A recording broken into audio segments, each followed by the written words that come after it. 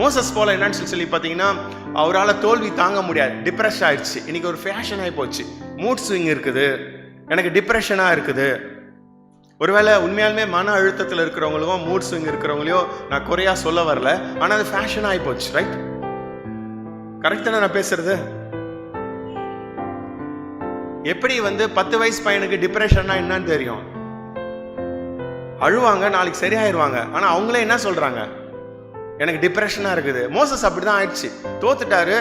என்னைய நீ கொன்னுருவியா, ஐயோ ஐயோ ஐயோ ஐயோ ஏதோ ஆயிரும், ஓடிடலாம். மோசஸ் ஓடிட்டார்.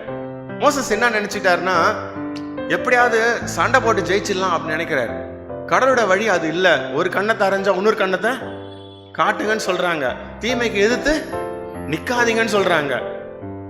அந்த வழி இல்ல, நீ இப்படி இருந்தாதான் நீ மிராக்கல் பாப்ப அப்படின்னு சொல்றாங்க. ஆனா மோசஸ்க்கு அது புரியல. மோசஸ் என்ன செஞ்சான்னு சொல்லி பாத்தீங்கன்னா ரொம்ப சிறந்த வாலிபனா வளர்ந்து வருகிறாரு. எகிப்துடைய கலைகள் எல்லாம் திறந்து தேர்றாரு, பல மொழிகள் பேசுகிறாரு.